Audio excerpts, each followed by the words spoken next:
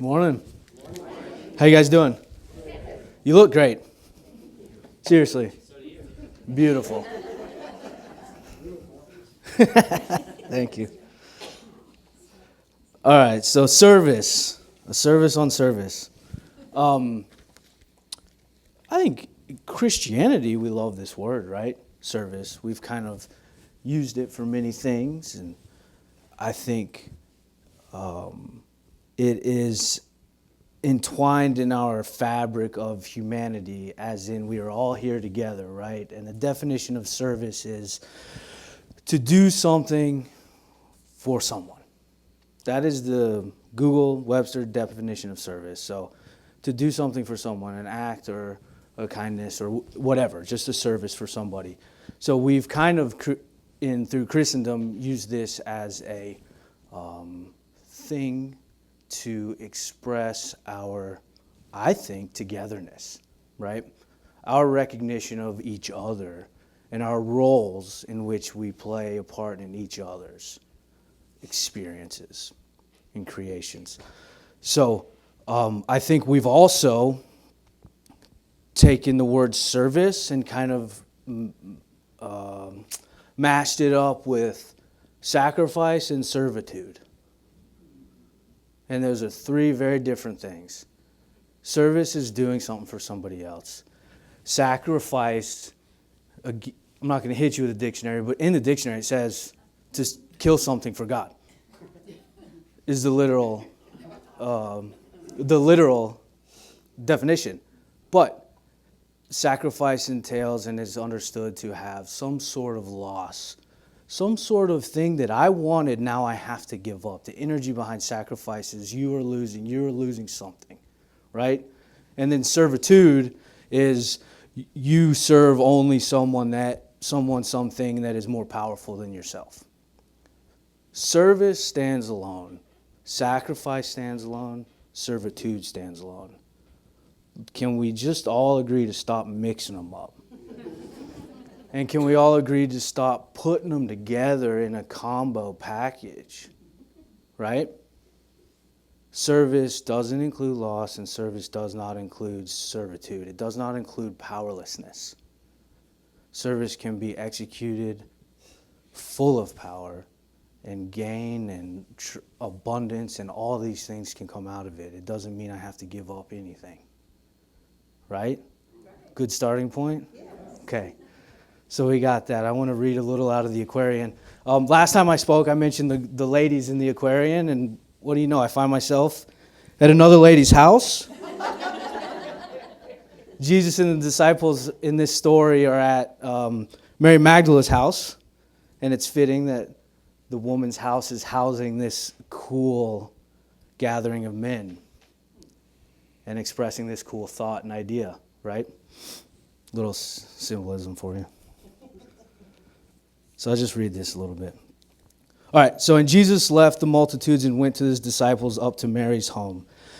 And they sat about the board to dine. He said, "My little flock, fear not. It is your Father's will that you shall rule the kingdom of the soul. A ruler in the house of God is a servant of the Lord of hosts.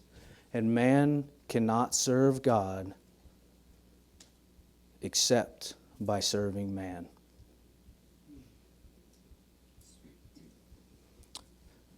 A servant in the house of God cannot be servant in the house of wealth, nor in the synagogue of sense. If you are tied to your lands or bonds of wealth, your hearts are knit to things of earth. For where your treasures are, there are your hearts. So, let's go back up to the top. Man cannot serve God except by serving man. How cool is that, right?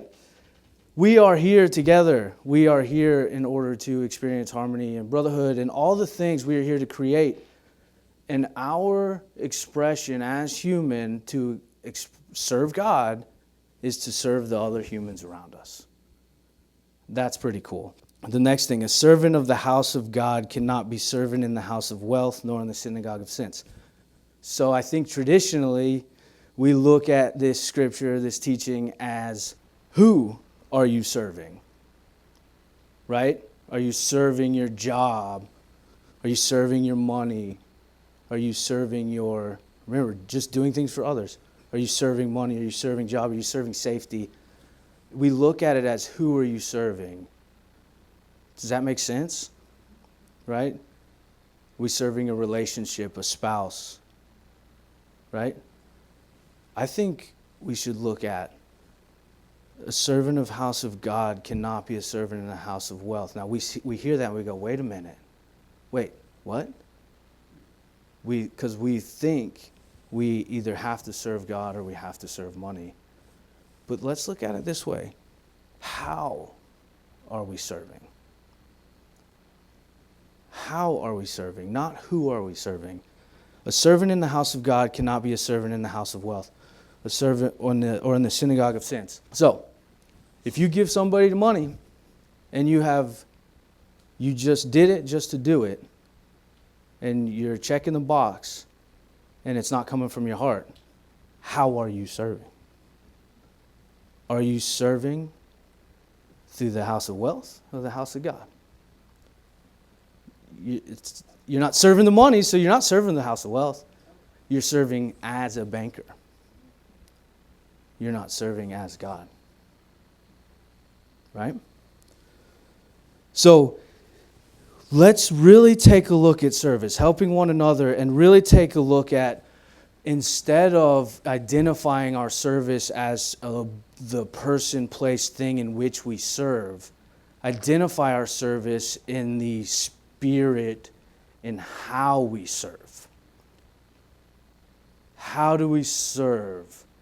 If we take it from that, it becomes spiritual service instead of just doing things for others. And you guys know what I mean. We can do things for others all day long and still not have it come from the heart. Correct? Still serving, but it's how are you serving? Are you serving as in with God? Or are you serving as in a banker? Are you a laborer? That's always been my service path. Are you serving as a laborer? Or are you serving as God? So we really want to take that idea, and this is what the heavy lifting here, guys. Take that idea out of what we're doing and make it how we're doing. So that means we need to include in our service internal work. We need to be aware of our heart. We need to be aware of our actions being in line with our intentions. We need to serve with our Christ driving the ship of our service. That'll keep us serving as if. That'll keep us serving at that higher level. And it'll also keep us on our path. And we won't get lost serving a bunch of stuff just trying to be somebody's mom. Right? All right. So, to me, let's go with this. I think Jesus did consistently, I think we can agree on three things that Jesus did. Jesus taught, Jesus healed, and Jesus transformed. He turned water into wine, disappeared, death, burial, resurrection is all about transformation. So I think those three things we can kind of agree that that's a consistency through. This is where I pivot. I honestly believe in my heart of hearts, in order for us to serve spiritually and serve our man, we have one tool that we all possess. Every single one of us possesses this. We can't all heal. Can we all heal somebody, put our hands on them and they're done? We're not there yet. We can't all disappear. We can't all turn water into wine, but we can all forgive. Every single one of us can forgive. And I think forgiveness, and if we look, that's why I'm trying to set the pathway up at the beginning. Service, doing for others. How are we serving? Spiritually. Go to God and serve as God. And you're serving spiritually. I don't think there's anything greater than forgiveness we can give to our fellow humanity to serve them. Right? So, back to Jesus. Jesus taught, Jesus healed, and Jesus transformed. Forgiveness can heal. It will take blocks out of your body We've seen it all. And Jesus, when he healed certain people, said, your sins are forgiven, you are healed. It is a major aspect of healing yourself. Forgiveness can transform. Think about, and this one's really hits home for me. Everybody talks about alternate realities. Right now, this is like a new idea. Think of the alternate realities you may have in your life if forgiveness was the first step. Instead, with other people, other situations, other things. I have a group of friends. We've been together for a long time. You guys have all met them, seen them, whatever. I've talked about them. Like 5 years old. Preschool for some of them. We still are together. We are experiencing the alternate reality because a lot of bridges were crossed.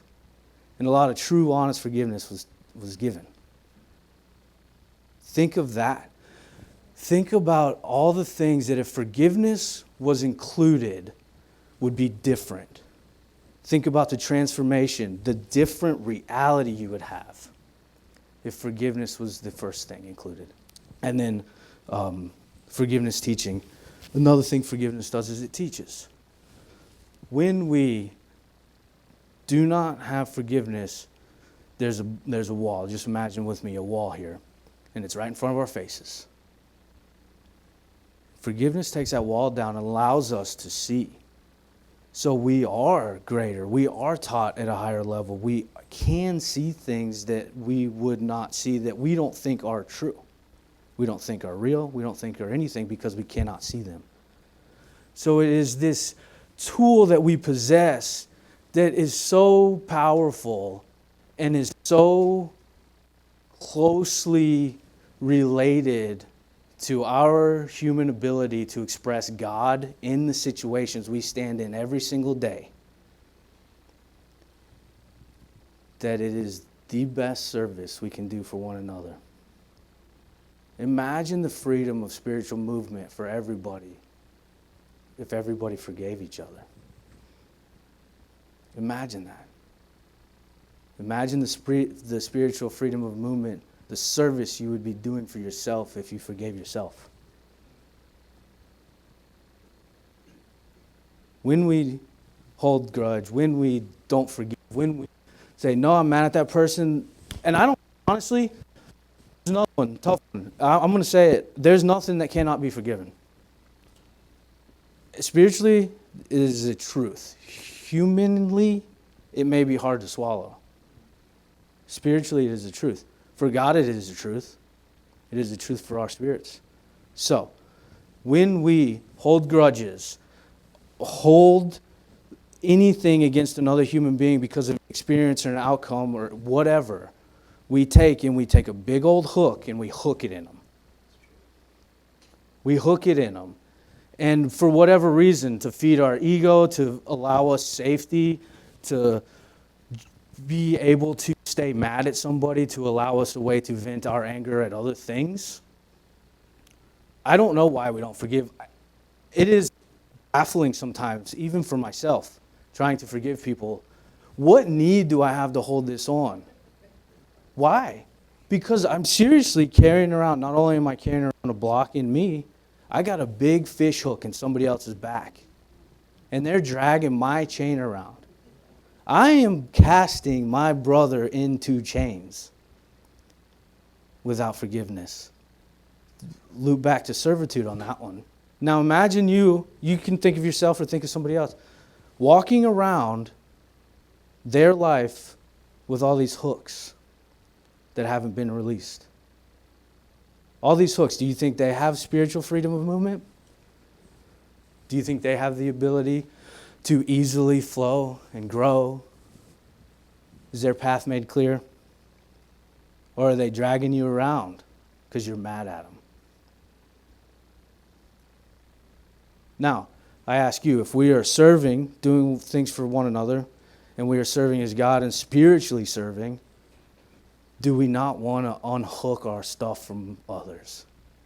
Can we not give them that service? As a brother and a sister, I love you. Man, quit dragging me around. You feel it? it's a big thing for me. I think it's very true, and I think we could do a lot better as humanity. I think we could do a lot better in forgiving people. It is a struggle. I'm forgiving everybody, right? I still hold on to stuff, but I think as a whole we could do a lot better. And I think we don't realize the limits it does put on the people we do it to. And I think it's our responsibility, if we want to have spiritual growth and we want to have what we want, we need to de-hook from everybody else. So I think if you got chains in other people, you can do them a very good service, unhooking them so they don't have to drag you around anymore. I have not very many rules for Hazel, my daughter. I want her to be happy. I have one rule that when she comes home and says something happened or whatever, this is my one rule. She has to do it. She has to forgive. That's my rule because I understand the power of it. And I understand the next part. Forgiveness, you're not only going to unhook the people, you're going to allow them to freely spiritually move, create what they want to create without you dragging them down. Forgiveness is the foundation for the flow of love. Forgiveness is the foundation for the flow of love. Forgiveness, picture dense woods for me. The flow of love is the ability to allow God to be a part of our lives and to allow harmony and brotherhood and win-win situations and everybody working together as a brotherhood, right? Dense woods. Forgiveness is that trailblazer that cuts the path. Because if we don't forgive, the blocks never come down. And that love doesn't flow freely. God doesn't flow freely. God flows and hits a wall and goes around. Love flows and hits a wall and goes around. Finds another way. But we stand in the way of the connection, the constant connection of love when we don't forgive. Forgiveness is the riverbed that allows the river to flow. Without the bed, the water would spread. It allows it to flow and go. When we don't forgive, we pop up dams in rivers, right? When we don't forgive, we add trees in our path. When we don't forgive, we try to drive our car through the woods instead of a nice paved road. Forgiveness is the foundation that allows God to interact with every human being. Forgiveness is the path that allows the flow of the divine to go through and express out.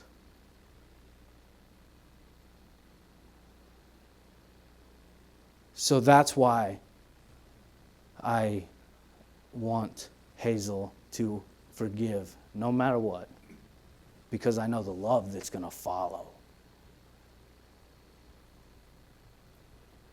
She will always be connected and always have love if she can forgive.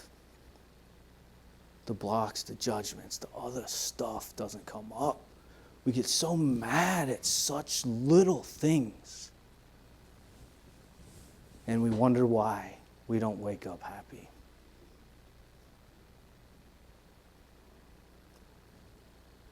And then we put our hooks in other people and wonder why they don't like us.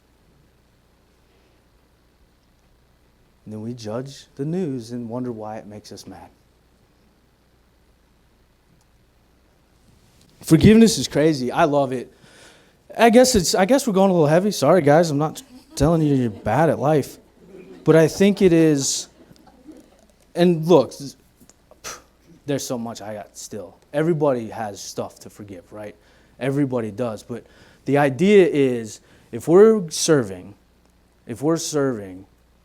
humanity, we need to serve spiritually. Keep doing the physical things. Keep doing the donations. Keep doing the things because people do need help. Human to human, even if it's not a need like a wealth, poor, rich thing, charity thing, we still need each other's help. But if you're doing the labor on the ground without the spiritual backing, you're not doing that much. You're checking a worldly box. You could be paving the way for God. You know? So, my whole point of that whole hook thing, I was supposed to say, now let some people off the hook. Where do you think the expression came from? Let them off the hook. Your hook ain't as cool as you think it is anyway.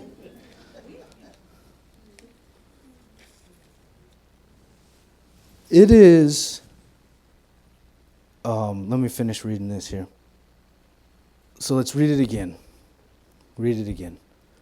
My little flock, fear not. It is the Father's will that you shall rule the kingdom of the soul. A ruler in the house of God is a servant to the Lord of hosts. And man cannot serve God except by serving man. A servant in the house of God cannot be servant in wealth, or a servant in the house of God cannot be a servant in the house of wealth, nor the synagogue of sense. If you are tied to lands, bonds, wealth of earth, your hearts are knit of things of earth. For where your treasures are, there are your hearts. Not who you serve, it's how you serve. Service is a daily practice among us. Are you going to serve like a banker, like a laborer, or like God? Are you going to serve somebody's immediate physical need, or are you going to serve their spirit? Are you going to allow somebody the spiritual freedom of movement, or are you going to hook them up? Dig your heels in. I think all the great social movements of historical past have always been based in forgiveness. I think all the great advances we've made together, the fact that we can all sit here and stand and speak from the podium, have all been made in forgiveness, because forgiveness is the path, is the trailblazer, is the foundation for the flow of love, for the flow of God. You can tell I love forgiveness. All right, I'll leave you just with some questions, and then we'll go within. You can volunteer at a homeless soup kitchen. Can you forgive the homeless guy on the corner, high and heckling you? You can volunteer at an orphanage. Can you forgive the parents of those kids? You can give money to your family member. Are you still mad at them because they keep having to ask you? To me, those are 3 real life things. We do the first one all the time. Let's get better at the second one. Let's go then. All right, close your eyes, put your feet on the floor, take a deep breath. When you take a deep breath in, just fill your lungs, fill your chest, fill your body with that air.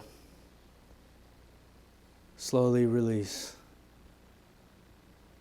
And then second breath, imagine your breath is God's love, and fill it with your lungs, through your body, through your shoulders.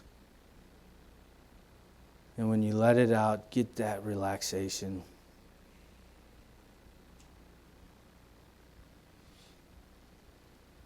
In this state, ask that a column of light come over all of us. And then we ask to be lifted up. Lifted up that column of light.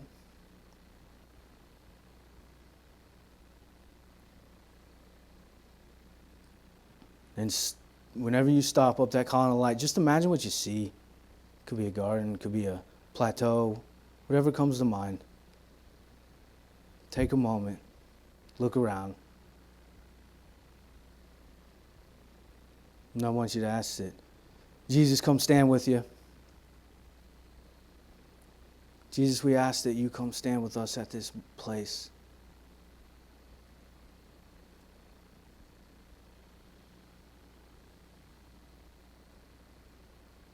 And let's call forth person, place, thing that we need to forgive. Whatever it is, don't judge it. Don't edit it. Maybe something you haven't thought about. Take a moment and really envision that thing, that person, that place, that experience.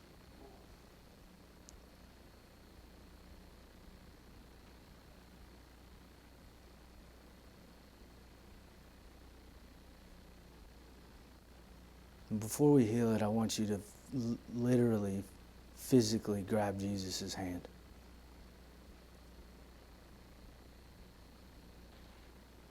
And together, touch your experience, touch your person, and send your love to it.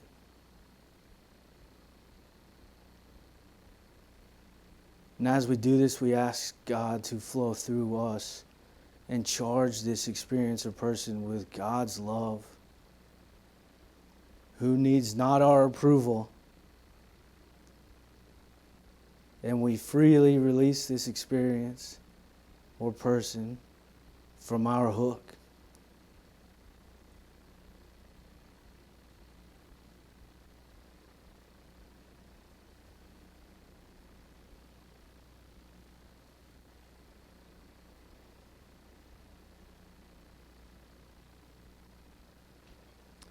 Then take the light left. Whatever it is, a little light or nothing. And just take a moment to take your focus back to your heart. And off of that experience that you just charged, back to your heart. And turn your heart light on.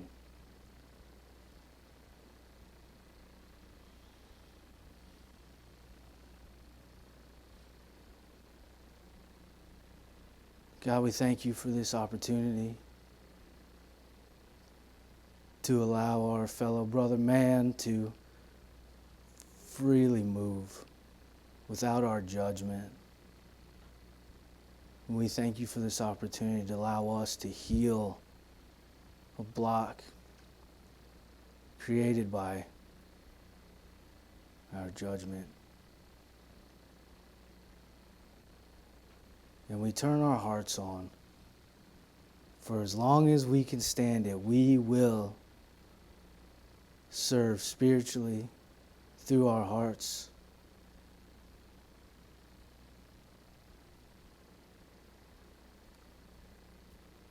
Thank you.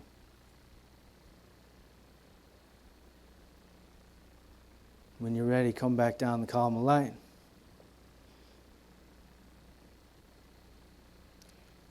Come back down, be in your chair. Be in the room. Take another deep breath. And this time when you take your breath, fill your heart that you just turned on. Fill it. So it is.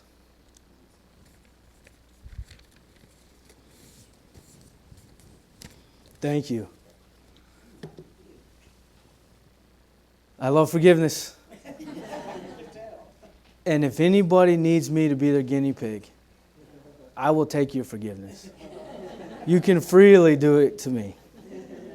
Okay? Even if you just need practice. Thank you.